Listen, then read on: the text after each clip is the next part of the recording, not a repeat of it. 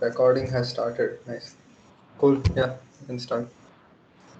Okay, so hi guys, I'm Athreya. I'll be talking about origami and sort of how it relates and interacts with math and probably why you should care. Um, so, what is origami? Origami is essentially folding paper from the Japanese words ori and kami. And the rules are fairly simple. There are no cuts, no glues, and single sheet. That's the sort of traditional rules of like paper folding. But then there are terms and conditions here also. So there are variants where you're allowed like a single cut. That is called fold and cut. Then there's variants where you're allowed multiple cuts. That's called kirigami. Then there are variants where you have multiple sheets of paper but no glue, so they just sort of interlock together. So that's called modular origami and so on. So my focus here will be the traditional no cuts, no glue, single sheet because that's the most interesting in sort of a mathematical perspective.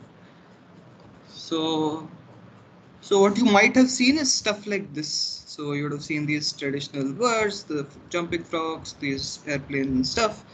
But what origami has sort of evolved to today is something more like this.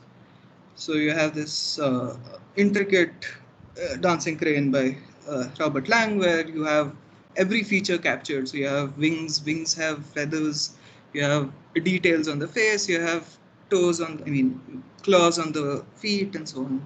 You have, forget normal paper airplanes, you have airplanes with landing gear and cockpits and propellers, and you have frogs with eyes and feet and correct poses and stuff. So the question becomes, how did this happen, right? So how did we go from this sort of simple looking jumpy thing to something this complicated? But before any of that, your question obviously should be, why should I care? So why you should care is three main buckets. For me at least in this talk. So origami can sort of solve compression problems in real life. So what do I mean by compression problems? So one sort of problem can be packing large planar surfaces into small volumes. So what would that be? Any guesses? Like, where could this be useful? Satellite. Yeah, satellites, solar arrays, and stuff like that. So essentially, you need to sort of compress this large solar array, which has a large surface area, into this small thing that can fit into your rocket, into that can be launched. So this is one proposed design based on this thing called the Flasher by Jeremy Schaefer. And besides that, there are other things. So there is NASA's Starshade, which is sort of uh, this contraption they use to shade solar, you know how glare comes on like camera photos. So similarly, there is some like solar glare, and so to protect, not protect, to get a better image, they have this fancy thing called the Starshade, which in tandem with a space telescope can get you way better images. So again, the same problem. You want the shade to have a large surface area and cover to cover like maximum amount of glare, and so you want to pack this into some sort of very compact shape to be able to send it over and so on. Then there's the eyeglass telescope, where you want to sort of, telescopes themselves, the larger the aperture, you get more information. I'm not sure about the physics, but if you want a larger aperture telescope, you want to be able to like sort of fit it inside a rocket, and so again folding. And you have solar arrays similar to this. What's interesting is JAXA has already done this. It's not in theory. They've already deployed a thing based on this pattern called Mura, and yeah, that was like a path-breaking moment for like modern origami design. Then what else can be compression problems? So compressing large volumes into smaller volumes. So where do you think that can be useful?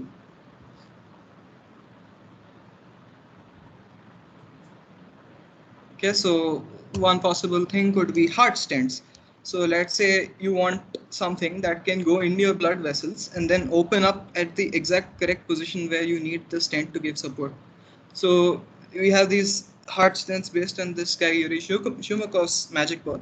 And it's an extremely simple design. In fact, like I have one of these in my gallery, so you can go check that out. But such a simple like origami design, just used for such life-changing like applications. and yeah, compressing large volumes into small planar surfaces. So where could this be useful? So think airbags, right?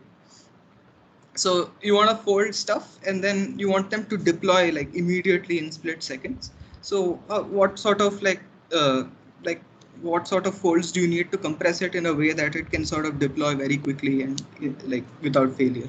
So this is one based in the universal molecule by Robert Lang, and so he actually wrote up the code simulations and stuff and sort of has a paper on this, which you can check out in the link. So I've linked everything in the slides. I'll share the slides later. Yeah, so those are compression problems.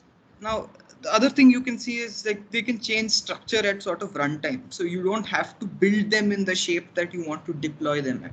So you can have a sort of traveling shape and a deploy shape. So sort of like if you want something to travel through your bloodstream or travel through your system and then open up and deploy some drugs at that part of the body and stuff like that. So again, I don't have a biology background, but apparently this is important application. Similarly, you have some flat to 3D. So flat things are very easy to store, and so you want to sort of have this way to just deploy them in 3D at runtime. So MIT developed these things called self-folding robots, where the only 3D part of this whole thing is that tiny little magnet over there, and basically this shape on the right, uh, the shape on the right at runtime becomes this sort of folded shape, which can then perform a bunch of tasks. So there's a video here which you can check out later if you want. Then EPFL also has some robots which sort of reshape themselves by just passing a sort of current through it. So these are sort of interesting applications where you have these flat foldable objects which then can just become three-dimensional and do some three-dimensional tasks. Of course, there are more stuff that I haven't studied enough to tell you about, but these are some of the things that I've read about. So back to the question, how did this happen? So this seems like a pretty huge leap, right? From very simple looking stuff to this super complicated representational sort of form. So the secret sauce is, yeah, drumroll communication. Yeah, you expected me to say math, but before math comes in, you need a sort of way to sort of communicate your ideas with people. So if you have a traditional Japanese art that's been passed down through generations. Did I cut off? Now we can still hear you, I think. Cool. Yeah, so if you have a sort of you have a Japanese art that's been passed down from generations through word of mouth and just teaching, you don't expect there to be much innovation because you have a very limited audience, number one, and number two, you don't have a sort of universal way of communicating the same thing. So one person would teach it in one way, the other person would do something else, and so that's when this came about.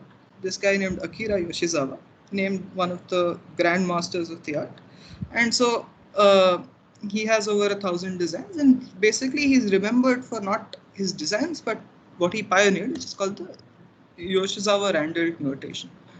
So you have the standard sort of notation which everyone follows, and so now if you want to sort of teach something, you just have to give them this sort of codified diagrams, and they can follow along, and then they get the same end result as you.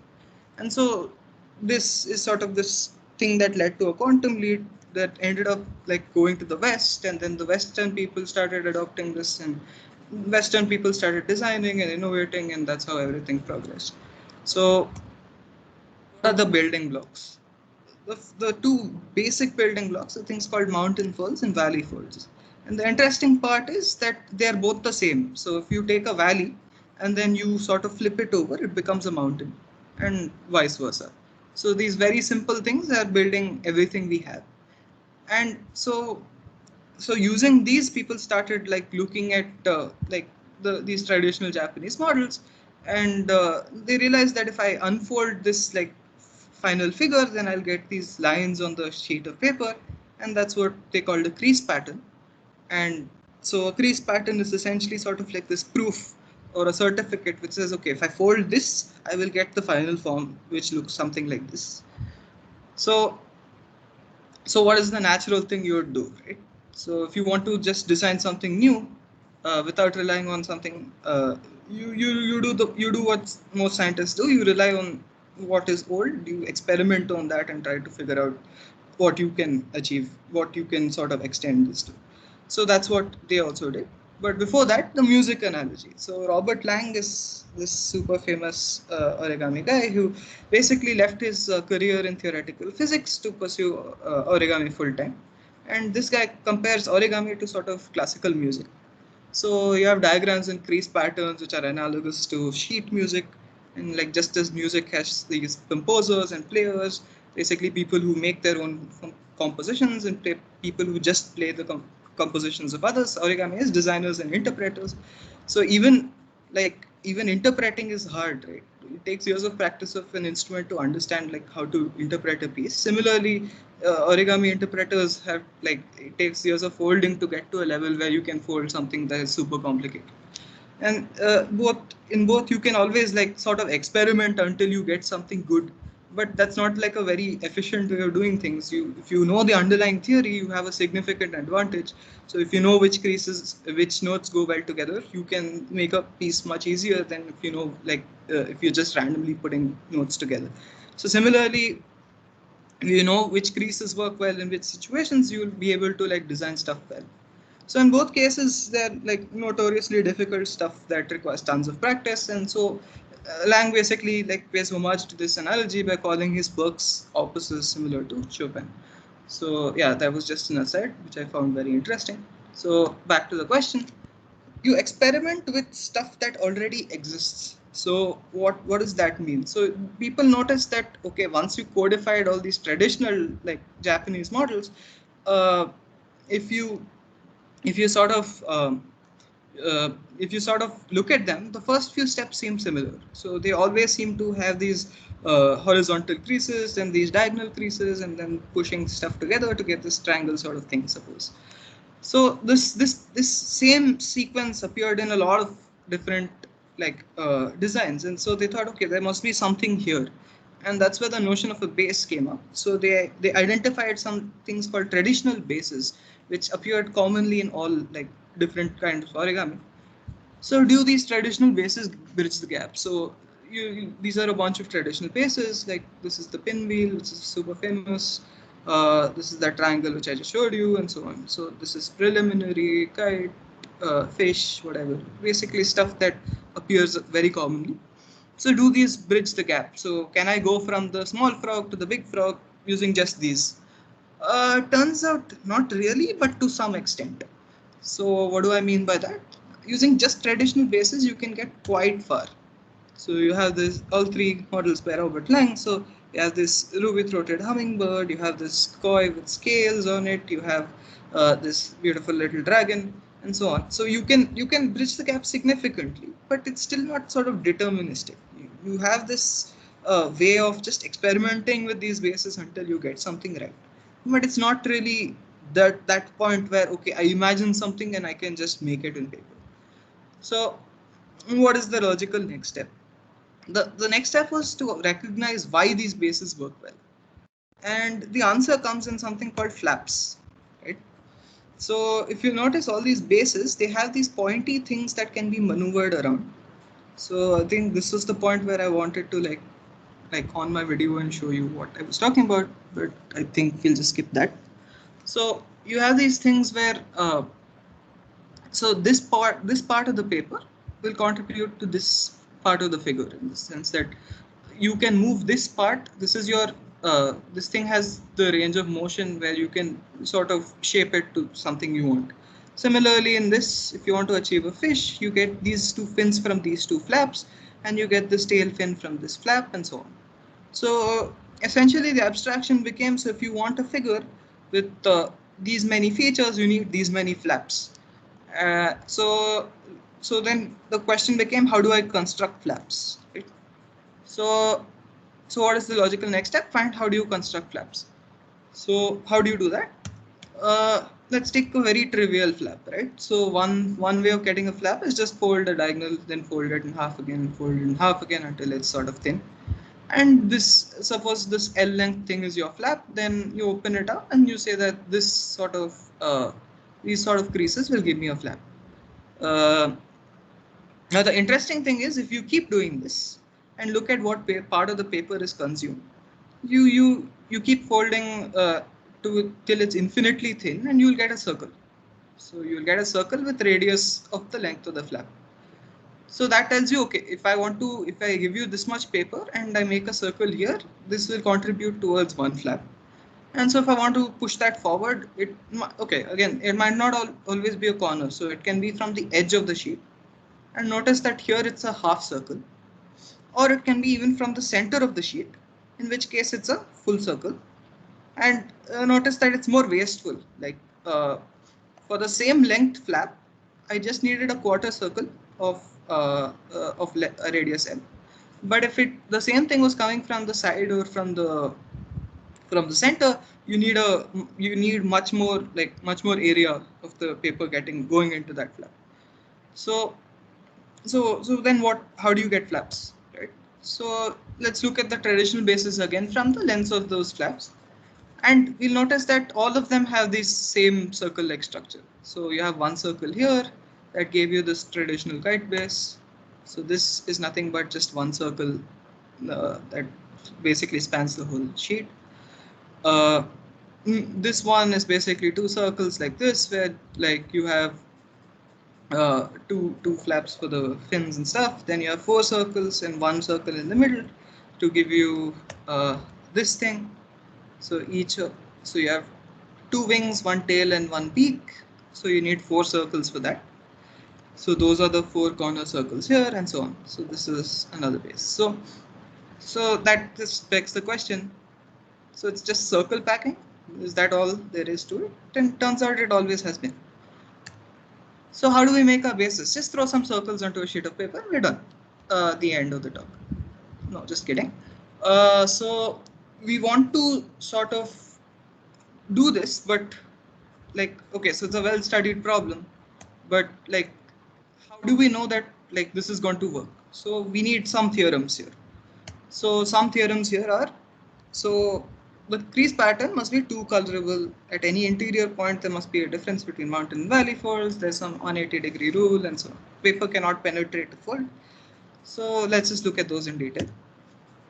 Now, before I get into it, what is flat foldable? So I had this sort of conversation with Siddharth where we tried to formalize what flat foldable means. I was just like under the impression that, yeah, like a pattern that folds into a flat shape is enough. But then Siddharth, of course, it's not enough for Siddharth.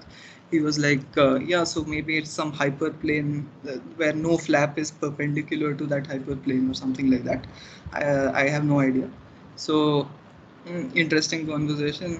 If you're interested in formalizing what it means, go ahead. But yeah.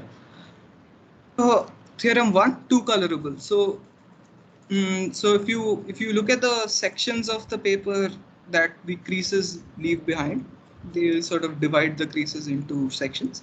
The creases sort of divide the paper into sections. Then if two sections are adjacent, they must be colored with a different. I mean, if they share an edge, they must be colored with a different color.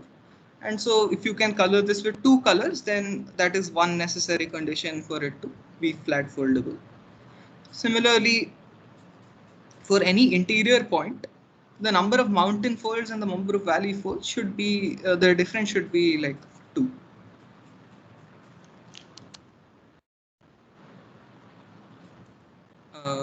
Yeah. So, so if you take this fold, for example, then there are 1, 2, 3, 4 mountain folds and there are 2 valley folds. So the difference is 2. And so you can check this for every point here, and that will hold if it has to be flat foldable. Now the last theorem here is that the sum of odd and even number angles should be 180 degrees. So again, that sort of is apparent through this diagram. So if you take 1, 3, 5 and put them all together, and you take 6, 2, 4 and put them all together, they both form 180 degrees. Again, this is all necessary conditions. And yeah, so these three theorems are sufficient. I mean, like, to tell you if a certain point will lie flat. I don't exactly know how to convey this, but like around that point, the paper is going to lie flat. So that's what I call local flat foldability. Global flat foldability is not as straightforward, and there are some attempts to extend these theorems, and they're not very trivial, so I won't get into them here. Similarly, assigning these crease patterns. So if you have a crease pattern, you want to assign mountain and valleys in order to provide produce a flat foldable model. That has been proven to be NP complete, and that was in Soda 96. So if you don't know what NP complete is, it means it's a very hard problem, essentially, in layman's terms. So now there's actually this open source software called Oripa, which actually not only checks whether something is flat foldable, it also outputs the flat folded base. So I don't know how this works under the hood, especially since the problem is NP complete. So I'm assuming it's doing some sort of local search or something like that. So if anyone's interested to read about this, like me, I would probably be interested as well. So we have these sort of interesting results. So back to packing circles. So we just need to pack circles and then make sure all these theorems hold. So why don't we just use known results about circles? The thing is that the problem is studied only for equal radius circles. So for n equal to 3, apparently this is the optimum packing, and for n equal to 6, this is the optimum packing, and so on. So yeah, sort of restrictive in the sense that you can have only equal length flaps. And another interesting thing is, like, even for n equal to 10, it took like ages to find a provably optimal solution. So even for n equal to 10, it's a pretty hard problem to even like get the exact solution to. And the thing is, like, do we really care about optimality? Like, we're not doing some sort of like operations research here. We just want a final figure with something with the flaps we want. What is And n? So, the number of circles. Okay. Yeah, so we don't really care about whether this packing is optimal or not. So let's throw out optimality and let's look at just sacrificing this optimality for getting more elegant like sort of patterns where we can actually know what's going on. So what about like different flap lengths? So let's try that. So this is the example Robert Lang has in his book, and I found it quite illustrative. So let's take this orchid. So what do we want in this orchid? We want these sort of 5 flaps to give me the petals. Then I want something to give me these two, I don't know what they're called, and this sort of stamen kind of thing here. So if you draw out the stick figure, I mean the flap tree as we call it, it'll always be a tree, there can't be cycles. If we draw this flap tree, then we'll get something like this. And so now our goal is to achieve this by packing circles into a sheet of paper. So how would we start doing that? So let's look at all these edges and let's draw a circle of that radius. So if we label these A, B, C, D, E, F, G, and so on, all these edges end up being circles because they will end up becoming flaps. But notice that G is not a circle. G is an internal like node. It's between two nodes that are not leaves in the tree. So for those who don't know trees yet, just think of it as if this is not connected to anything else except one node, then I'll call it a leaf. And so if these two nodes are not leaves, then that means they're internal. And so for that, I won't pack a circle because I don't need a flap, I just need a gap. So that gap I'm representing by this sort of strip, which is saying that, okay, there's going to be this much gap in the final packing. Right. So we have these circles. Now the question is, how do we pack them in? So let's just throw them in and find some arbitrary packing. And this is obviously not optimal. It's just throwing in some circles and putting them in places. But notice that there is still some symmetry here. Like if you want it to be elegant and our end result to be like this like nice to fold kind of thing, we like to have some sort of symmetry. So I just put the equal length flaps on the corners, and they seem to be the same distance on the corner. We put the one long flap here and one long flap here, and then the remaining come from the center. So that is sort of one way to pack this thing. We'll just go with it for now. Notice that this strip G is sort of just a gap. So it's just saying there has to be a gap between the nodes here, I mean the circles here and the circles here. So one way to get that gap is to just have this this sort of strip running around these circles, meaning that there is a gap between any circle in this section and in this section. So yeah, I just throw these in. Now I need to sort of get a way to put creases into this so that it satisfies all three theorems. So before that, let's get into something called axial creases. So it turns out that the creases that connect circles that touch each other, either through this strip or without, those, if we connect all of them, in the final thing that we fold, the final flat folded figure, all of these will lie on the same axis, which is also again not a trivial thing to show, but that's how it turns out to be. So now if we choose the circle sizes in such a way that all these creases are at multiples of some nice little angle, then it'll be much easier to fold, because like constructing something like 60 degrees is much easier than constructing some weird like multiple decimal degree angles, right? So this gives us a hint to tell us like how we can pack these circles. So I can just modify the sizes a little bit. I'll give up some of my proportions, but I'll get some nice angles which will be easier to fold later. So yeah, that was axial creases. So now just draw some lines. Yeah, not so simple. Any lines won't work. They have to satisfy the four theorems. So how do I choose these lines? So one thing I can do is brute force. I can keep trying different lines till something works, but then again, that's kind of stupid. So it's like saying, why make your own Lego blocks? I mean, it will give you more flexibility. Why not just use existing Lego blocks? So these Lego blocks are called molecules. Okay? So people have sat and studied, okay, if I want to pack some lines into a quadrilateral that will satisfy all of these properties, then I can pack these lines in these ways and so on. So these are sort of traditional, not traditional. I mean, these appeared in a lot of places, so people started noticing them, and they put them down and they gave them names so that we can refer to them later. And each one of them obviously have some conditions that need to be satisfied that I'm not going into here. But if there's a triangle, this is something called a rabbit ear molecule, because this fold is called a rabbit ear because some traditional model in the past used it to fold a rabbit, and so on. So this one is called the water bomb, this one's called the sawhorse and arrowhead and gusset and so on. So these molecules I can use to pack. So I can use to fill the creases inside the quadrilaterals and triangles that we form. So let's look at how we just drew some lines here. So if you notice, there are four quadrilaterals specified in green, and somehow our angles worked out in such a way that these sawhorse molecules just fit in perfectly. So it's like a sort of tiling problem where like it satisfied all the conditions for the sawhorse module to work, and we just plug that in, and it sort of will be guaranteed to fold flat.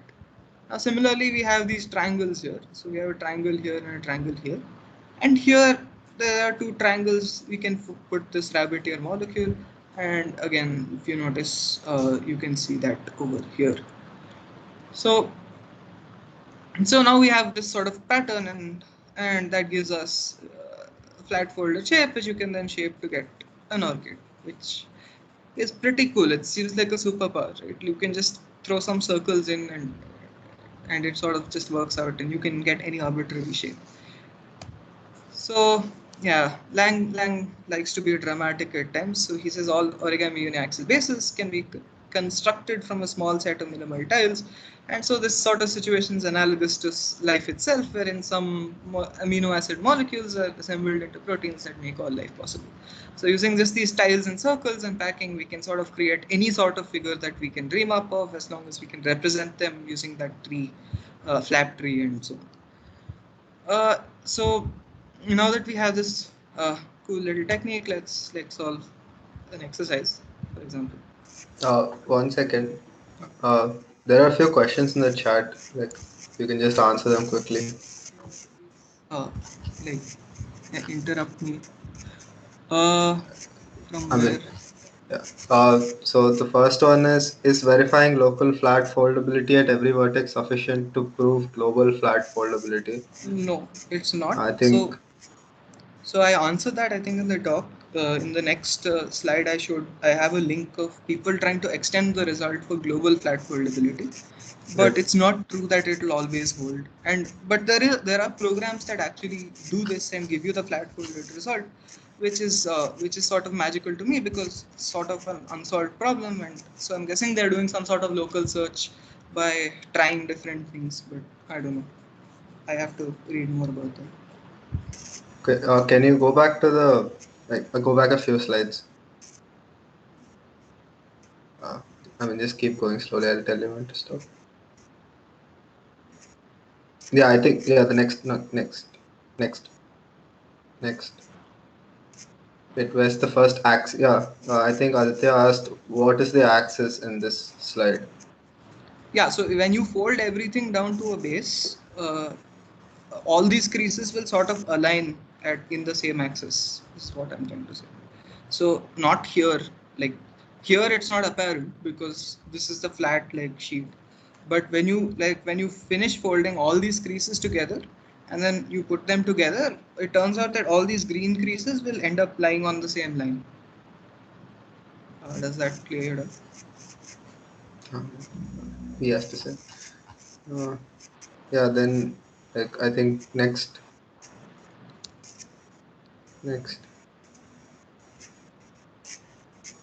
Yeah, okay. Meg was asking. No, no, no. The the one with the five uh basic blocks, the Lego blocks.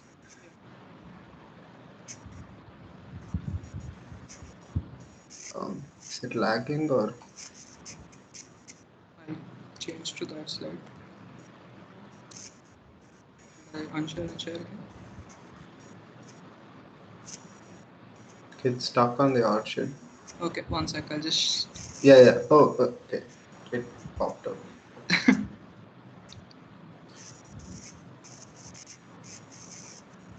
Is it back? Oh, okay. He saw it. Okay. Yeah, I think that question. Arpan has asked, does the crease pattern completely determine the figure? Does the folding order not matter?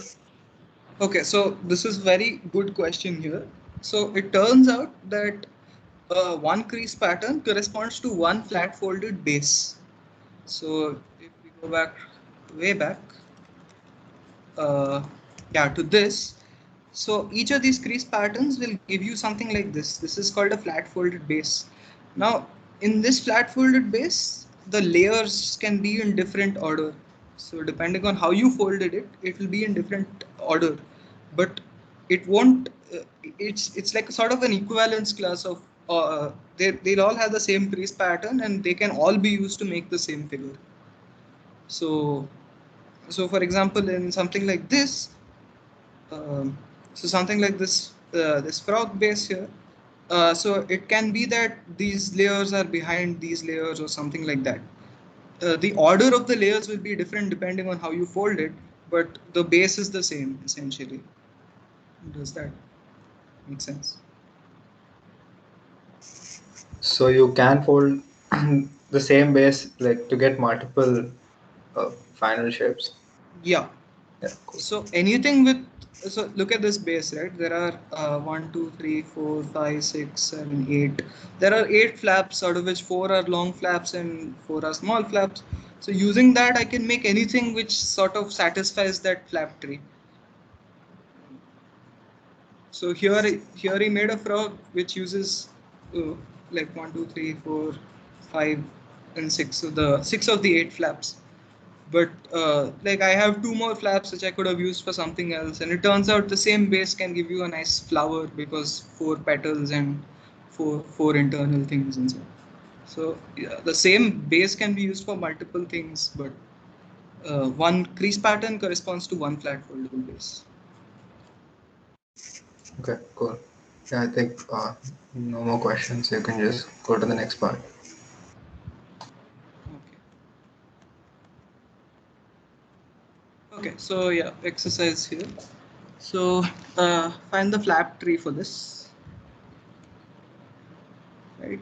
Um, Okay, so how would you start doing this? So first you notice there are 3 circles here. So what will that correspond to?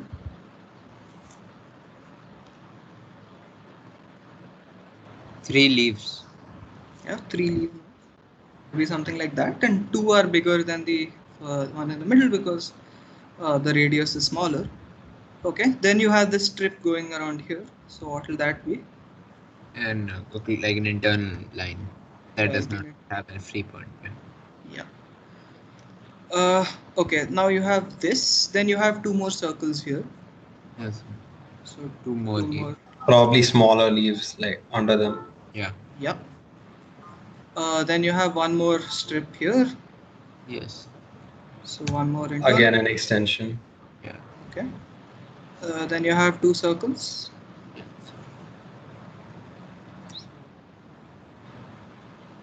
Then you have a very thin strip. Then you have one very large circle, but it turns out it's not very large. It just looks large because it's in the center. It's in the center. It's a complete circle there. Yeah. But uh, there are still more things here. So what will this Yeah. final thing be? Probably a root sort of stuff, I guess. Uh, Downwards facing circles, like There'll be lines. 3 leaves and yeah, the but how many? most. Hmm.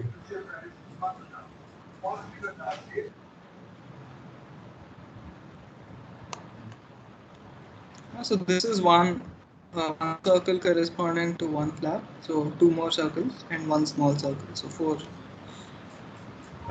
Okay, okay. Okay, so what do you think this could make? Probably a plant. I mean, okay, maybe. Just guessing here, or probably like a chameleon type thing, It'll probably or something of the sort, like a gecko. I mean, yeah, you can do a lot of stuff, but notice there are 6 things that give you. Um, might there be are an 6 Oh, a more flaps. cicada. A cicada. Yeah, so it's probably some insect. It turns out it makes a nice cockroach or something. Yeah. So you have 6 flaps corresponding to each of these legs. You have 2 for the mandibles, 1 for the head, and you have this whole bottom thing corresponding to the whole body. Why are there 4 leaves at the bottom and not 3? Because there are 3 circles. There's one circle here, and there are 3 circles here. Also, the big circle also forms a leaf. Yeah, notice that these are all connected, so they'll come from the same vertex. There's no gap between these. Okay, yeah. Yeah, so that was that. So axial creases.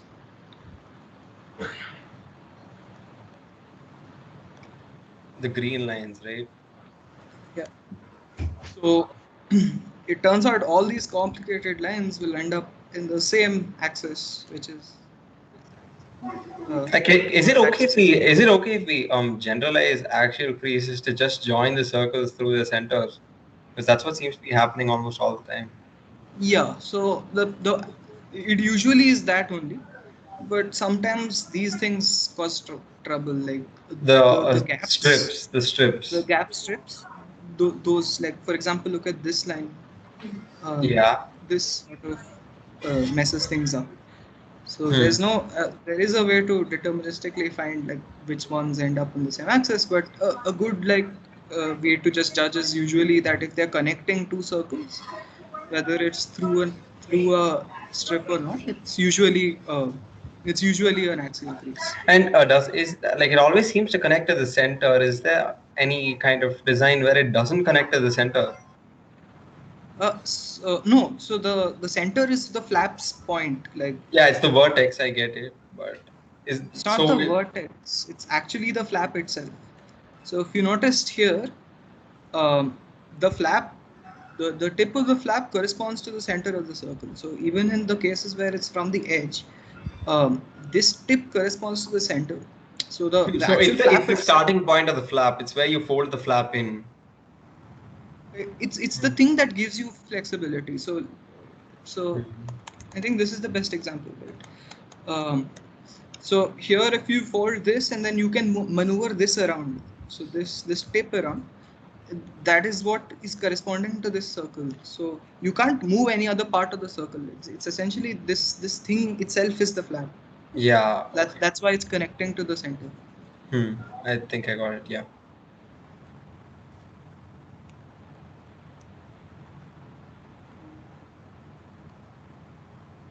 Okay, so we have an axle, like we have these axial creases. So what is the next step? Filling in the molecules. So identify which molecules are being used.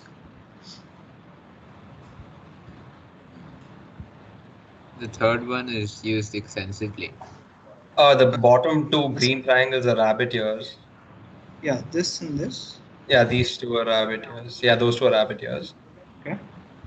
And the two triangles on top as well are they're parts of a bigger fold, but they too form rabbit ears in a way. Right. Maybe it's easier to see this, right? Yeah. Yeah. Hmm.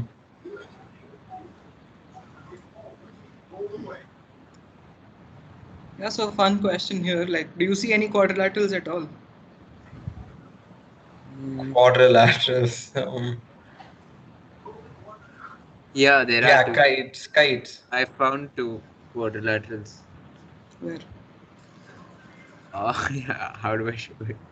Yeah, see, there are no quadrilaterals. They're all triangles. Okay, yeah, the axial lines only form triangles. That's true. Yeah, so Yeah, like so I can tile the whole thing with just triangles. yeah, I you just can. need the Yeah, essentially it's only triangles, and you can connect the triangles from quadrilaterals, Yeah, but yeah. yeah, it's basically triangles only. Yeah, so all of these, if you notice, each thing is a triangle and each one is just a rabbit ear. Yeah, everything is all those folds are formed by piecing together rabbit ears, I guess. Yeah, exactly. Hmm. So that's all there is. Like, we didn't even need like all these molecules, and we still got something as complicated as a cockroach. So that's what's pretty amazing about it. Like, you just found a way to just pack circles. You found a way to just plug in building blocks, and you can make arbitrarily complex stuff. So obviously, when you have this cool little algorithm, what do? Like, you test it on a data set, right? Like, you test it on something that is hard to achieve. And so that's what triggered this thing called the bug wars, where people would just go into these origami conventions. They would just try their techniques on like this super hard bug, and then the next year the guy will one up him and say, okay, I'll design something even harder. And that kept going on. So you have these amazing designs by like people like Robert Lang. There's a Japanese guy called Satoshi Kamiya. There's this American guy called Shuki Kato, and they just kept pushing the envelope. So okay, fine, you have 6 legs. I'll give you a spider with 8 legs. Spider with 8 legs not enough. I'll give you a bug with spines on the legs and a horn and so on. So you can go arbitrarily complex, and the hardest things you can find like in nature is probably insects. And so this triggered this sort of like renaissance of design where you have these people constructing super complex bugs of one after the other. So yeah, so that sort of pushed the envelope forward. But then how do I extend this, right? So I have a nice little way of like making stuff that's super arbitrary, but then I want to push it even further. Like, how further can I push it? It's so easy a computer can do it, right? So turns out Robert Lang did that as well. Guy has not left anything undone. So what he did was he developed this thing called tree theory. So instead of having this circle thing and strips and this abstraction, he basically found a way to directly relate that flap tree to a crease pattern. And then he's like, okay, I'm not going to do trial and error and put these molecules and try. I'll create my own molecule and I'll call it the universal molecule. And and then he just wrote a code to like do a local search on something. I don't know how it works again. Local search seems awfully powerful, but yeah, he just did this, and what you have is this wonderful piece of software called Tree Maker. And basically all you have to do is input this arbitrarily complex tree. You give it the proportions of each flap, and you can even tell it where from the paper you want this flap to come from. and it will do the circle packing for you and give you a nice crease pattern final result. And yeah, it seems that the problem is just solved at this point. But yeah, it turns out that unlike humans, computers don't have this sensibility of nice angles. So remember how we put stuff at 60-degree angles and so that it's easy to fold? Yeah, the computer doesn't care. So most things outputted by this are supremely complicated to fold, and some people just uh, don't bother folding these at all. They just use this as sort of like proof. But yeah, so we have reached a point where you can actually get a computer to design origami for you. And yeah, many authors use this for, like, designers use this for reference. I mean, they don't actually use this to design because, again, like I said, horrible folding, uh, like folding marathons are required to get this right. But they, it gives you a nice packing, and then based on that packing you can sort of rearrange stuff until you get a nice looking base, and you can, like, something that is humanly foldable maybe. So yeah, that was my talk. So yeah, any questions? Of course, I only scratched the surface of modern origami design. There's a ton of other stuff. There's something called box pleating, where people were like, why should I just fold along these circles? I will fold only at 90-degree angles. And it turns out that that gives you a lot of power. Then there is stuff like action origami, where your goal is to create molecules that move. So that was something I think Siddharth was really interested in. Like the flashers and all, right? Yeah, flashers, Hmm. springs. Oh, Stuff like that, like the spring into action and the heart attack. yeah. Hmm. So you have a bunch of stuff like that where the goal is different. The goal is not to achieve realism. The goal is to achieve, like, kinematics. Then there is other stuff, like there are theoretical problems like hardness. So it turns out that even the simplest of simple problems, where you just have to fold a one-dimensional strip of paper, like you just have to put creases so that equidistant creases, so, and you want to find the way you assign creases to be the minimum thickness. It turns out even this problem is NP hard. Like the simplest of simple problems are NP hard. So yeah, it's quite, like, interesting theoretically in a very low level to see, like, okay, you have these, like, supremely difficult problems, and at the same time you have a little program that can create origami for you. So this sort of dichotomy is interesting. Yeah, so that was yeah, I only scratched the surface. Of course, I think Siddharth called me a oracle for origami resources, so yeah, feel free to query the oracle. uh, yeah, any questions? Have you ever tried using the software to make something, to make a design? I've Or never used TreeMaker myself because, like, honestly, it feels like cheating like 90% of the time. And yeah, like I said, it gives you such horrible, like, patterns that, like, Robert Lang had to make another program to find reference points to make these foldable. Like, so yeah, it's not a perfect solution by any means, but it's still interesting in the sense that even a computer can do it. and once you come up with a design, you said that using the same design, you can make multiple things depending on the order in which you fold and how you choose to fold.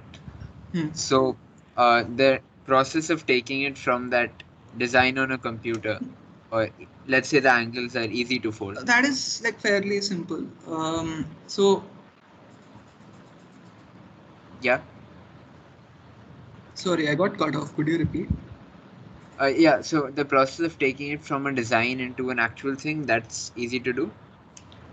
It's not easy by any means. Like, so it's not a computation problem anymore. So you have this thing where you have a bunch of flaps and you can do whatever you want with them. Now is where the art part of it comes in, like you can say. So how you sort of decide to use these flaps to make, let's say, toes or eyes or whatever, that is completely up to you. You can sort of use some predefined techniques and make, like, really cool stuff. So that is where the art part of it comes in. but until there was the design or the math problem.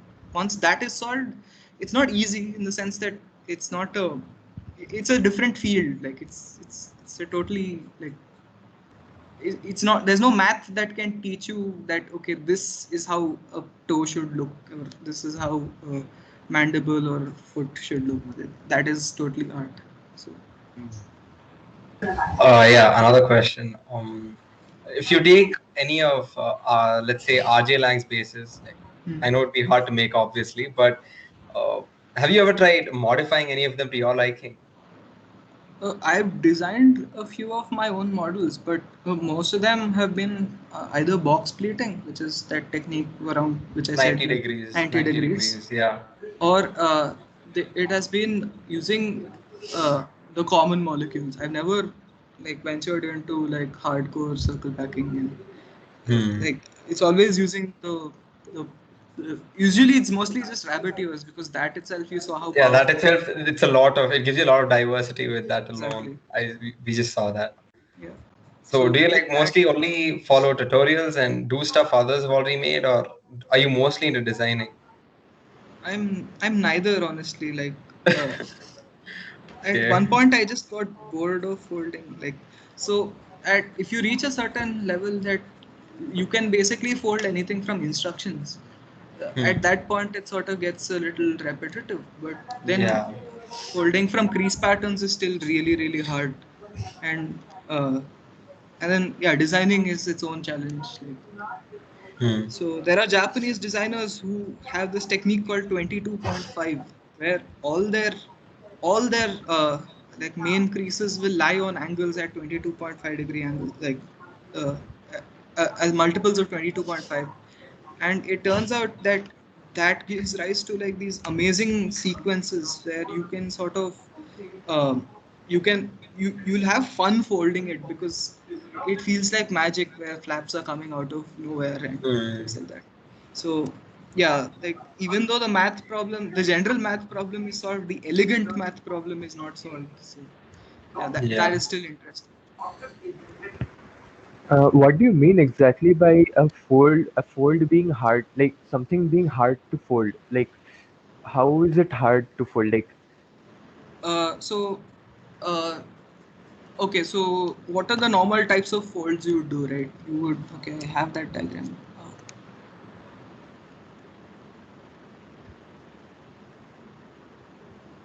Yeah, so you'll have folds like this, right? You have putting points together, you have opening, pulling, uh, pleating, and stuff like that. Uh, Hard to fold is stuff that does not fit into these categories. So there might be something that is like fold this point, this edge to an angle of 1.273712, something like that. Now, how would you construct that angle without having like a proper protractor and stuff? And even if you have that, the next crease is going to be based on the the the flat folded angle. So notice that the angles are on the flat piece of paper, right? So these angles, they are on the flat piece of paper. Now in a folded figure, to find out what angle I need to fold to get an angle of 1.2375 in the flat sheet of paper, that itself is like a sort of hard problem, right? And oh, then it's just not very nice, like hmm. Yeah, following up on that, I mean, I do a bit of origami myself, so I guess a hard fold usually, like for me at least, it means when the folds get really intricate, when they get really small and hard to handle, even if it's just a valley fold or a mountain fold or a sink in the middle, it gets really hard when you've already made a lot of folds. Because it also is kind of on the boundaries of paper itself. When the paper itself starts crumpling and tearing, that's when folds get really hard. Not breaking the paper, not tearing the paper. For me, that's what's hard, though I have never ventured into designing myself. So yeah, that is also true, right? So if you give a program, the program has like this infinitely thin sheet of paper that never tears. exactly, it But never then considers the boundaries of regular paper that we use. So exactly. that in itself is a problem. Could you explain flat foldability once again? I did not understand flat foldability properly. Um, yeah, so So all it means is that if I fold these sort of creases in this way, so let's say I keep these as mountain, these as valley, and if I make all these creases and then I sort of fold them together, then I will get a flat like final like structure. Output. Yeah. Type of thing. So Actually, it'll look I actually noticed something that is A, it is 2 colorable, and second, the value 2. This is very similar to what we have in graph theory, right? This is Euler's formula also has a similar 2. So is it something to do with graph mapping? Like, is the foldability something to do with it being represented as vertices? in could terms be. of I the mean, I'm pretty sure it relates to planar graphs in some way because, like, i- it's sort of taking a plane and mapping it to a plane. So you're just making some arbitrary movements within the plane or something like that. But I don't know the details. Like, I just know it relates in some way. You can read up more. I mean, even I'm like curious now. Like, yeah, this stuff is well studied. Like there are two theorems which I mentioned, right? Maekawa's theorem and Kawasaki's theorem. So they've studied this, and I guess they proved it using graph theory. So probably a good read there. because the because the same theorem is giving both two colorability as well as the fact that it should be exactly two. So I somehow get this intuition that this should be from planar graphs Yeah, because could be. these are results. Yeah, definitely could be.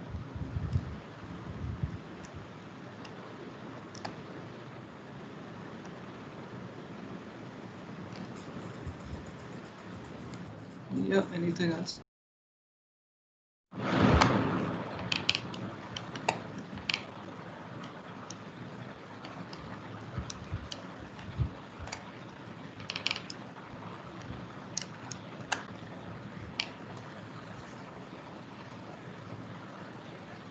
Okay, so if we don't have anything, I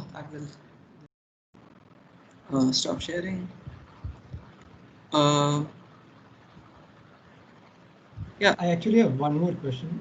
sure. That is regarding the symmetry of whatever we are making. Most of the origami figures that we generally see are symmetrical. So what about asymmetrical figures? When suppose you are making a very asymmetrical object, Yeah. and say a plant which has a specific shape or something, Yeah. which has no symmetry at all, no axis of symmetry. In that case, is it necessary that the axis creases should lie centrally or symmetrically? Can it be that it is towards one corner or something? No, it turns out that even if you're designing an asymmetric base, it like the base itself is uniaxial. So it turns out that the creases will still lie on the same like axis. But now it might be asymmetrical in the sense that there are more circles on one side than the other. But all the axial creases will still lie on the same line.